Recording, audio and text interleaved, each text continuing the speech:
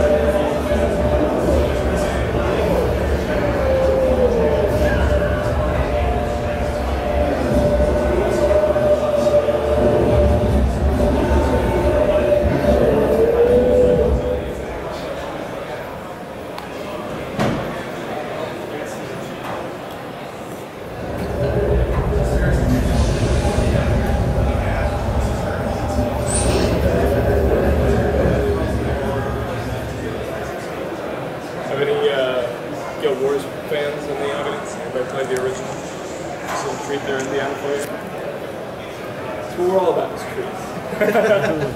So showing you guys this video and also the demonstration that we're about to do. When we came last year, it was really about presenting to you the core concepts of Guild Wars 2.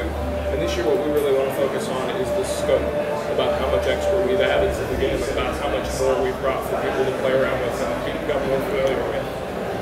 Last year we only had 2 playable races. We had the Char and the human in an intro area and the Char in a high level area. This year we've got 3 introductory tutorial areas, the Char, the human, and the Norn. We've also brought for the first time playable anywhere the Asura and Sylvari, completing all 5 of our races. One of the other things that we've brought with us this year is our character creation system. Now, last year we didn't have any of this because we really wanted people to just get in and play the game. This year we wanted to give people a little taste of what was to come. We're always adding a little bit more to this over time, more options for people to play around with, but this gives a sense of what we're going for, which is, for those people who don't want to mess around with a whole bunch of sliders and checkboxes, we want to present visual options. So this way you can see, oh, I want that hairstyle, I want to be bald, I want to have cornrows or swept over look, I want to be burly or I want to be small, what kind of face do I want to have, do I want to be youthful, do I want to be scarred? Do I want to have a really cool beard? Answer is yes. But for those people who really do want to get in depth, we have those sliders as well. If you want to go in and adjust the size and angle of the eyes, do those things that really personalize the appearance, then those are open to you as well. It's a good combination of the both to allow basic customization along with the advanced customization for those who want to go further in. We've also brought back our armor system. Admittedly, with a limited selection of dies, this is less than a quarter of the total dies that will be available when the game ships. Actually, had over 400 colors? 400 colors? You know, there are quite a few colors in the rainbow. One of the other things that we're showing off here is the way that there are 3 channels per piece of armor. And one of the things that we won't notice specifically while we're going through these demos, but we've been telling people, is that the way we've set up our die system is so that if you like a particular color scheme, if you like to have your chest be red and your arms be orange, the next piece of armor you pick up, the die system will attempt to copy that for the new piece of armor. So it won't be that you went through all the trouble of paying a whole bunch of money to dye your armor a particular way, and then you picked up new gear and you're like, ugh, it's brown, I really wish it was green and pink. It'll be green and pink. The die system will try and work toward that. So here we have our fully customized by Elijah, burly warrior with a good eye scar and some nice flaming armor. We've already seen the human intro, so we're actually going to back out of this. And we're going to go into a new intro area, fresh here for Gamescom, the Char area. Not only have we brought all 5 playable races, but we brought 7 of our 8 professions, 3 of which haven't been seen here yet. We have the Elementalist, the Warrior, the Ranger, and the Necro. Now we have in addition the Thief, the Guardian, and the Engineer. We're going to be playing the Engineer because, well, Char, Engineer, they just kind of go hand in hand. The Char customization is much the same as the humans, but has additions that are specific to the Char. For example, fur pattern. So if you want to make a leopard Char, you want to make a tiger Char, you want to make something totally bizarre and fantastical that's white with red spots, go to town. In addition, there are head options, just like there are for the humans. You can pick hairstyle, you can pick basic face, not a problem. But again, leaning more specifically towards the Char, you can also pick what kind of horns you want. We're going to add more and more of these options as we go along, and also give the sliders that will allow these to be tweaked for each one of the races. So for the Sylvari, what kind of branches and leaves do they have poking out of their head? For Asura, how big are their ears? And of course, there's also the armor die system, which you guys seen, so we'll skip into this. One of the things we introduced last year when we were talking about our personal story was the background, your personal story background, where you would pick answers to questions that would define who you are as a player even before you start. So you have a profession-specific question about being an engineer, you have a an initial statement about what kind of person you are, a fierce or a charming person. Here we have a race-specific question in place of the one for the human, which was about your social standing when you start. This one is about what legion you belong to. Legions are very important to the Char.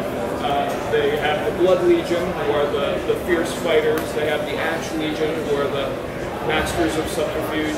And they have the Iron Legion, who are the ones who make all of the weapons. Well, since we're an engineer, we'll go with that.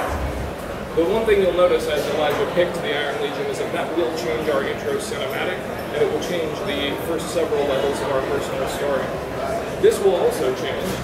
This is about the war band. The Char's war band is closer to them than their family. Basically, parents have a baby Char and dump them into school, and they become a member of a Farrar, which later grows up to be a war band. And that's the unit that they fight with for their entire lives. Here you're choosing who is the person you're closest to. They all have sort of archetypal attitudes. There's the bold, brash one. There's the kind of slow but steady one. And not to give too much away, not too many spoilers, but this choice will affect who lives and dies from your war band as you go through the story. There's another one here that's about a later part that we won't actually get to in the intro. This is about who your father was. Even though war bands are the primary unit of the Char social network, it does matter a little bit who you were sired by. And here you can choose whether or not it was an honorable fighter, whether it was a sorceress shaman, or whether it was a gladian, which is a Char who's forsaken his war band. So once you've got all that background information picked, you're ready to sign your character biography and launch into the intro cinematic here. So let's see what we've crafted for launch.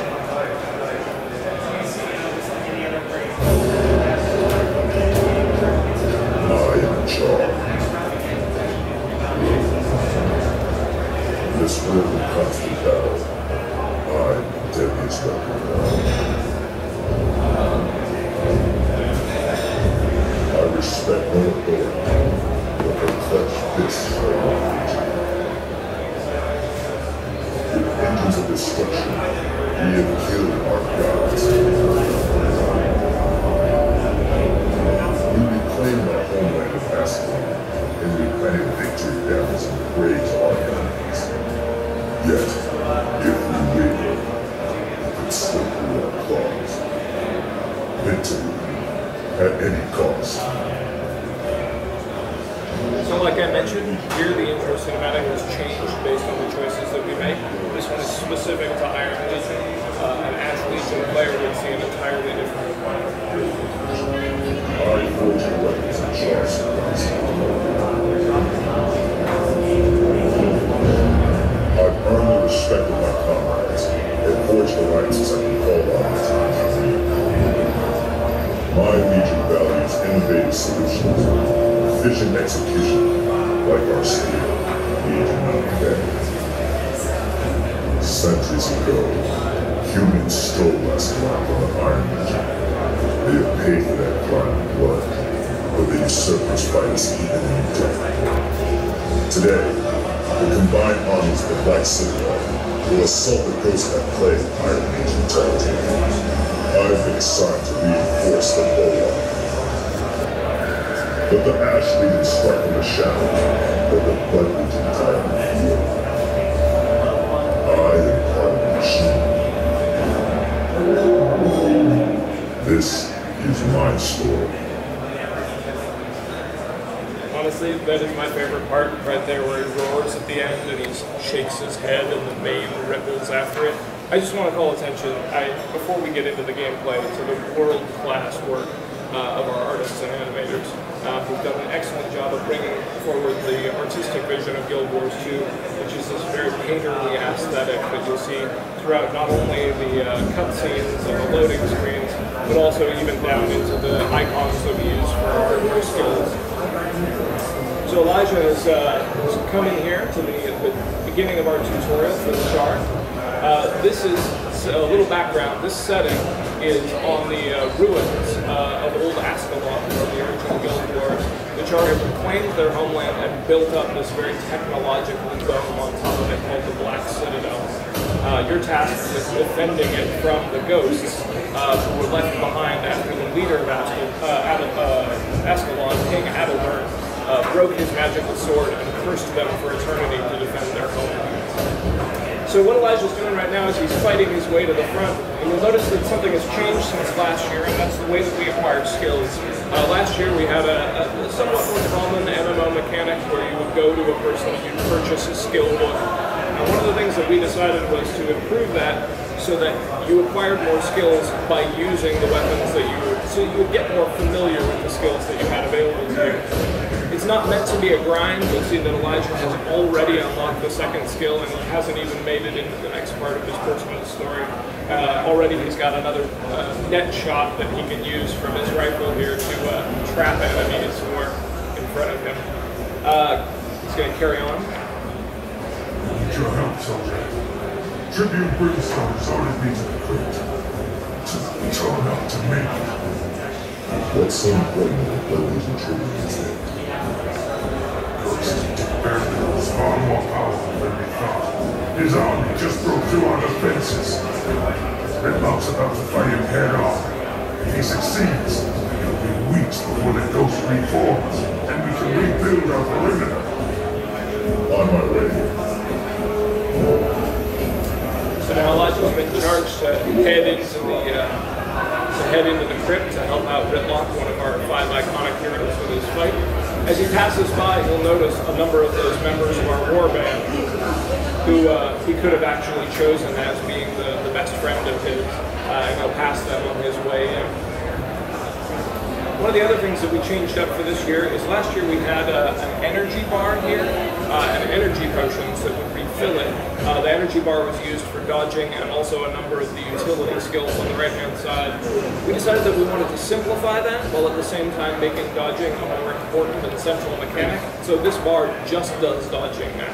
All of the utility skills work on a cooldown timer because that way you really only need to watch one thing. It became a little bit complex to have you watch a cooldown timer and a bar to make sure that you could use something.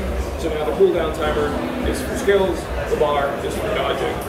In addition, the dodge bar can be used either by clicking on it, by using the single button of B, or by assigning it to a special key. You can also use the shortcuts of double tapping in any direction.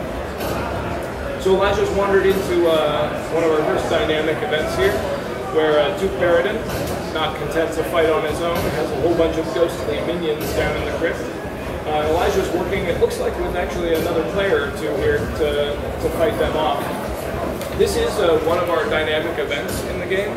The dynamic events are so-called because they scale up and down with the number of active players. I say active players because you need to be participating in an event in order for it to count you when it contributes to the scale and also to the reward. If you're just standing around doing nothing, it's not going to count you, but if you're actively helping by rezzing players or by attacking the targets, then it will be counted in it and scale up or down, bringing out more monsters, making it more hard, or in the case of a boss like Duke Baradin, giving him more health or harder hits. So Duke Baradin here, not content to be driven away, has inhabited this statue. This is at the point in another MMO where you might be killing 10 rats or gathering 5 foxtails. We really want to impress upon people that from the start, Guild Wars 2 is all about getting in and enjoying the thrill of playing. These tutorial bosses have a number of mechanics. The one that Elijah's doing right there, the Duke Baradin will smash the ceiling and it'll cause rocks to fall down. We try to convey a lot of things very simply. When you see those red circles on the ground, it means get out of this. When you see green circles on the ground, it means get into this. And when you see white circles on the ground, it means nothing is really happening here that you need to pay attention to. Elijah can then use that dodging mechanic to get in and out of trouble very quickly. Duke Baradin also has Duke Baradin also has a number of other things he can do. You saw him earlier scream at the players and cause them to run away from him. That's a mechanic called Fear that we'll also see later in another demo. You can call out more minions to help him. And he does a hammer smash here that, we're just going to bring more rocks down from the ceiling.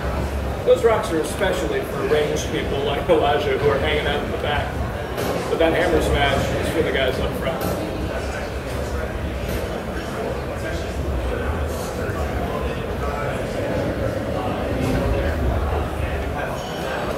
So through persistence and cooperation, Elijah and the other players in there have managed to take down Duke Baron. So that's a little taste of our intro experience. What we're going to do is we're going to cancel out of this now. We're going to move to the higher level area. As promised, we brought the Asura and the Solari for the first time here, and we're going to take a look at an Asuran character. The high level area is has all of the skills unlocked, so we'll be able to see a little bit more of that dynamic combat that we talked about before. Once we get there.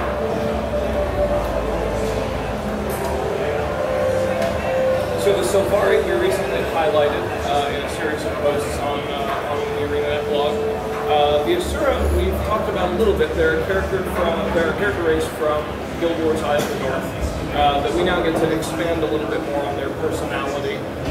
One of the things that's almost always been true about the Asura is that they've been sort of cute and funny. As such, their animations have been tuned that way. So if Elijah dodges left or right or hefts a hammer, he'll wobble a little bit. A lot of their emotes are sort of cute as well. Looks like we've wandered into the middle of the boss fight.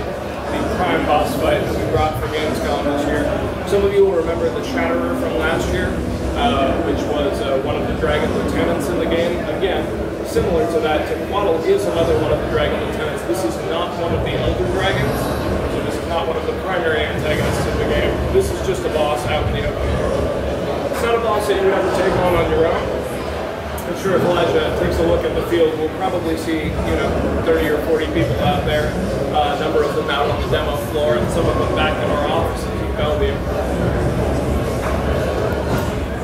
So one of the things that we want to reinforce with this is not only does it just take a lot of people all hammering away on the boss to beat him, it requires coordination of the various elements. One of those elements is this Asuran Mega Laser here in the back, which, as long as the player is protected, every so often will charge up and then fire a stunning shot into the dragon, which will cause him to go down into a hibernation state, so the players can really wail away at it for a while. Another thing that they can protect is these turrets back here, which are actually usable by the player.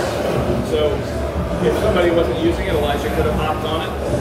But the Tequatl will summon undead minions who will rise up out of the ocean and come attack these turrets. So it's very important that players not only be on the turrets, but also be cooperating to keep them from being destroyed. There's that fear effect I was talking about. Tequatl does an excellent job of maneuvering players back and forth. He uses that fear mechanic to drive players away from him if they get too close. He uses these bone walls both to keep them close to him, but also to block the shots from the turrets. So it becomes necessary for players who are out in the field to take care of those as well. I'm not sure if we can see any right now, but Tequatl also has fingers that he shoves down and they can pop up from the ground. They'll be on the sides of him. They'll also be backed by the turrets. And what those do on the sides is they throw people back into the combat. Tequatl will drop poison in front of him, and he'll throw the players onto the poison in order to cause them great damage. He'll also knock people off of turrets if they're not careful. So again, this does require a lot of players, but it requires a lot of players doing a lot of different things. And people can switch dynamically between them based on what they feel like doing, what they feel like they're best at doing, what seems safest at the time. Perhaps if they're feeling mighty and strong, they'll get up into the front. And if they're not, they'll fall back a little bit. And it looks like we're successful. So the coordination worked out. And into the ocean you go. Don't sing to yourself.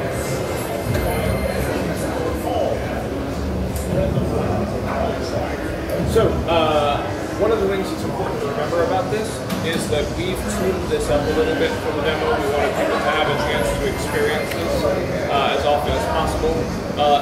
In the case of the actual game, something like this, an encounter like this, would be the result of a number of events in a chain. So, building the Asura Megalaser would be part of that. Assaulting his minions and basically anchoring Tequatl would be another part of that. And as long as that chain happened in a particular set of circumstances, then he would spawn. It's not like he's going to pop up every 30 minutes. It would be kind of cool. So what Elijah's going to do is he's going to pop up for us. Oh, is it up? What? It's action.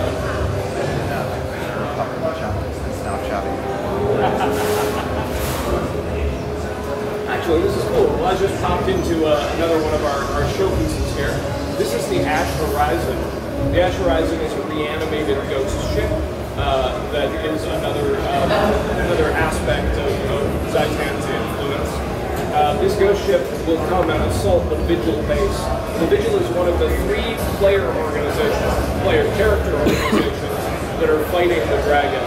Each one of them represents a different ideology when it comes to how to fight the dragon. Should it be studied? Should it just be attacked head on? And the Vigil here have been annoying Zaitan and his minions enough that they've sent the ghost ship to attack the shore. Similar to the fight against Tequatl, this again has many different parts and pieces. The ghost ship summons a number of undead who swarm onto the beaches. He also throws rotting fish onto the land, which will poison those players who don't get out fast enough. Yeah, you can use the trebuchets here to launch attacks against the ship itself, or even against the fingers that are flinging out the fish. Okay, you need to heal there, my friend. Elijah's showing off a downed mechanic that we talked about a little bit last year. When a person is defeated in combat, they're not all the way out. They're only mostly dead. So a person goes down and has a number of skills that they can use for a limited amount of time in the hopes that they can rally back to full health, or that another player will come along and resurrect them. All players are capable of resurrection. All players are capable of self-heal, and that's why we did away with the dedicated healing profession. Speaking of professions, while we're in the midst of this combat, let's talk a little bit about Elijah's Guardian here. The Guardian is a profession we've introduced since Gamescom of last year. The Guardian is an interesting and protective sort of class. A support class, if there ever was one. One of the things that makes him unique is these virtues. The 3 virtues are passive benefits to the player. One of them burns every 5th hit. One of them is a slow regeneration of health, and another one blocks him in 1 attack every 30 seconds. These are always running for Elijah as he's running around in combat. But one of the things that he can do is he can click on them or use the F keys to activate them and grant that boon to his, sacrificing it on himself, granting it to the players around him. So now they will block attacks, and they will deal fire damage when they hit, and they will have regenerative healing. And so it's definitely one of those things where you can be dynamic about how you play. Do you want to keep it all for yourself and charge straight in, or do you want to work with the other players in a more active capacity? One of the other things that the Guardian wields is he has some seals that he can drop on the ground. What's that? He's also a standalone character? Standalone? Yeah. Oh, definitely. Yeah. Definitely. The Guardians are pretty burly. But yeah, he has these seals that he can drop on the ground, either through repeated hammer hits, or I think he's got, oh, it's on recharge. It's okay, we'll see it in a minute. The seals are area of effects that will do damage to creatures that come inside them, but also be helpful for fellow players. But yeah, you can definitely tune a Guardian to be a damage dealing badass ultimate. So far it looks like he's more of a Paragon class, so is more of a buffer than a... He definitely has a lot of buffing options. Each one of the professions should stand alone, but at the same time, each one of them is sort of leaning in the direction of either being more supportive if that's what you want to play. I'm sure we'll see a lot of support when we play Guardian. So one of the other ways that you can assault the Ash Horizon is not just from the shore, you can go underwater. We had underwater combat a little bit over the last year. This isn't new for Gamescom, but this gives us a chance to go over it and talk about it. You'll notice that Elijah didn't have to change anything about himself to jump into the water, he just did it. Anytime you jump into the water, you have a breathing apparatus. This is a purely lore mechanism to explain why you can breathe underwater indefinitely. There's no air bar, there's no speed restriction. You just jump into the water and instantly you're ready for water combat. Can you move it? What's that? Can you move it? Yeah. We wouldn't want you to die. That would be interesting. So while he's got his land-based weapons here, he also has underwater weapons, including a trident and a harpoon. Those automatically come out. But everything else that's true about land-based combat is true about underwater combat. Elijah can switch weapons in combat, he can use his utility skills. You'll notice that his utility skills change slightly, and that's because you can set up a specific set for use underwater, and it'll switch to those and remember what your land-based ones are for when you hop back out. He can even dodge underwater, so if he's in combat and he double taps, he'll do a quick swing to one side, up or down. Another thing that we really love about our underwater combat is the way that we use the 3D space, the full extended Z-axis. This is seen in a lot of the different skills. For example, Elijah has one here that causes an enemy player to sink away from him, either so that he can escape or just to help manage his crowd control. He had a vertical attack there, which would attack a number of players in a column. If he switches over here to the trident, I think there's number 4. The spear wall. He can move behind that and he can tug enemy players through it so that they will be damaged. Even the utility skills, which would normally just affect in sort of a ring around him, now impact in a sphere so that you can use underwater to its full extent. Basically, we're putting a lot of time and energy into this because underwater combat is going to be a significant portion of Guild Wars 2. There are whole cities, there are whole event chains that happen underwater. And we don't want underwater combat to be like land-based combat but harder. We want it to be an integral part. We want it to be a part of the combat that just makes intuitive sense. And that's why we have it. So you're swimming along the top, you point yourself down, you're underwater instantly. Just go, play, keep fighting using the same mechanics that you did above.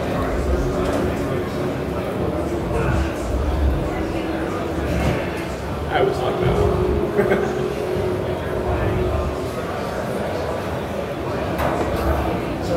So yeah, in this particular event, actually see if you can finish off the Ash Horizon. That'd be great.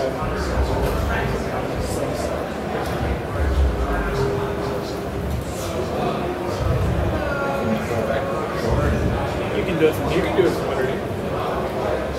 There probably got to be some guys back on the shore. Right?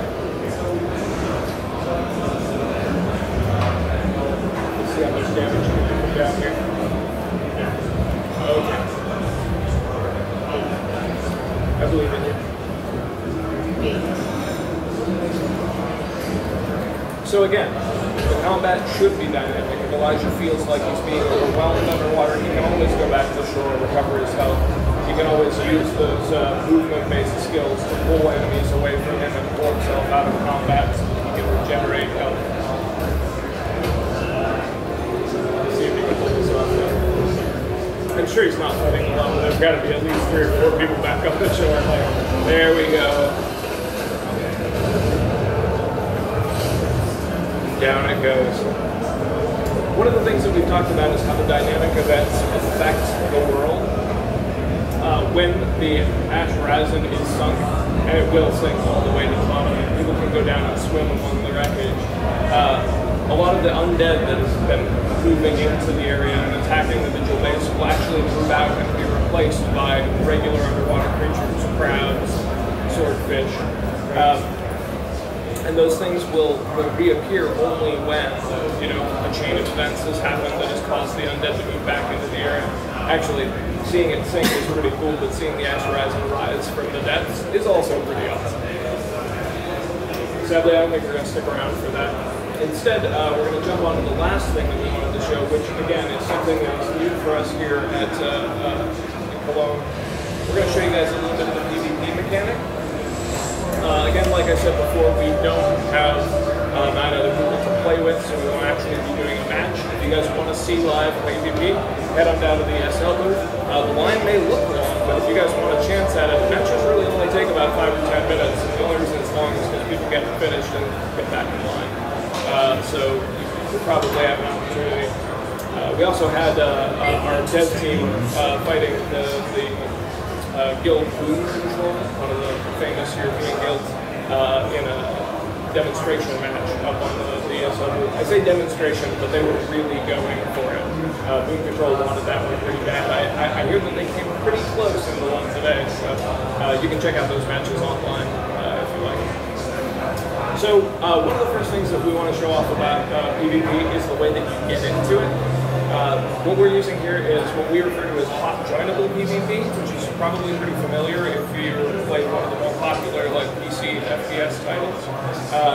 Basically what you'll see is you'll see a list of servers, and you get to pick which server you want to enter. What we found was that with a lot of MMO PvP, what you do is you come into an area, you gather up your group, you make sure everybody's synced, you make sure everybody's ready, you join, you play your match, and then when the match is over, you come back out and you do all of that over again. And there was just too much waiting. You just wanted to get people into the action and let them play and play and play and play. And as long as they were having a good time, not interrupt that. So when you double click on one of these, you will enter the game regardless of what state it's in. It's all hot joinable because you can join games that are already in progress. It'll throw you onto one side to evenly balance the teams.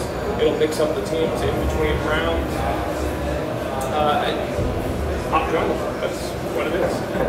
So we have one game type that we've brought with us, that is the Conquest game type.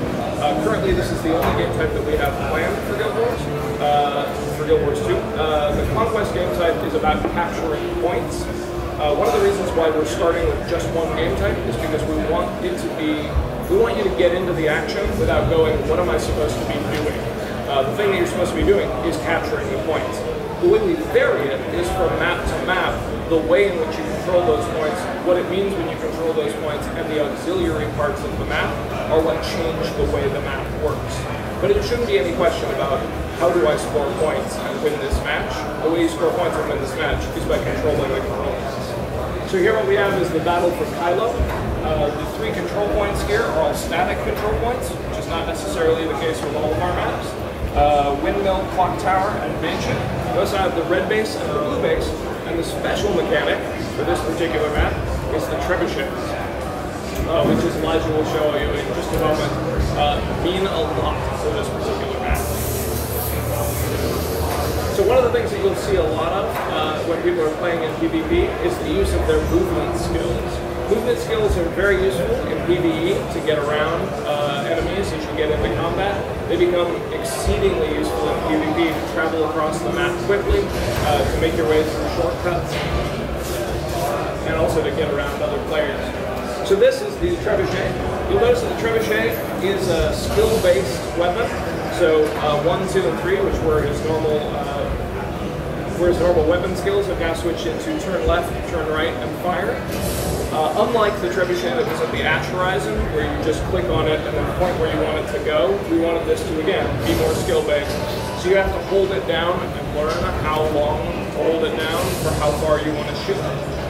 It does a lot of damage to PvP players, but it also does a lot of damage to the environment in this particular map, opening up new access to control points and also new ways of getting around the map.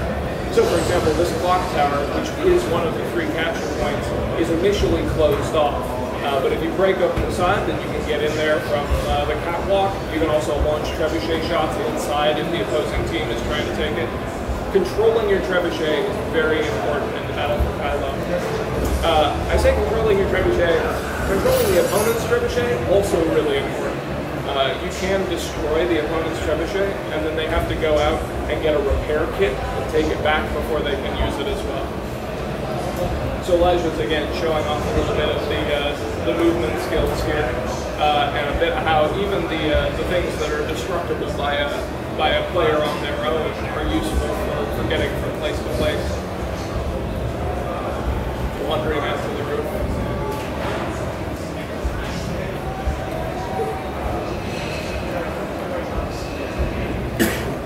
under normal circumstances, if a game were running and Elijah entered this point, it would turn red to show that the red team was taking control of it.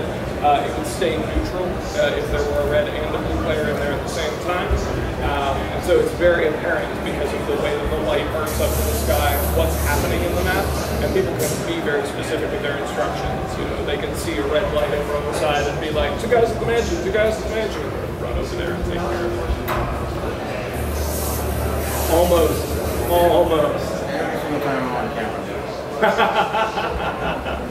Just climb up the blocks. Oh, you're determined now. There you go. Nice jump. So again, like I was saying, there are the things that are destructible by the players as well. You can come in and hide behind these if you're trying to capture it, or if you didn't want anybody to be hiding behind there, go in and destroy them yourselves. So again, that's... What's that? Looks like a dagger. What is it? It's dual dagger. So isn't the first 5 supposed to be the weapons? Yep. Skills? Yep, and these are the elementalist dagger weapon skills under Arizona. So, without having a whole bunch of other people to play with, that's as much as I can show you with PvP. And let's see, I think we might have a little bit of time left in case you guys, we've got a couple more minutes in case you guys have any questions. We'll let Elijah just run around behind me. What's the 8th character? So it's the 8th class. Keep it in the back pocket. We'll let you know. Yeah, with each one of the profession reveals, it's definitely a thing where once we feel like we're ready to say, this class is the way we want it. That's when we bring it up. I know that the game is supposed to come out when it's ready, but is there somewhat for, I don't want to know the date yet, but is there a date that you guys know they're planning on? There's not a date that we have to announce, but I will say that it's really about progression. Right now we're in a closed alpha. We'll go from a closed alpha to a closed beta. Depending on how the closed beta goes, we'll move from a closed beta to an open beta, and depending on how the open beta goes, we'll decide on what we'll release. So we're moving down that track. Because the game looks ready. Yeah. And, I looked at the map. The map, I know Guild Wars 1 map by heart. I haven't recognized any parts of the world in the map itself. Really? In the overworld map? In the overworld map. I don't have any specific like Guild Wars 2 resources to point you to, but I can say that I've seen some of the fan maps.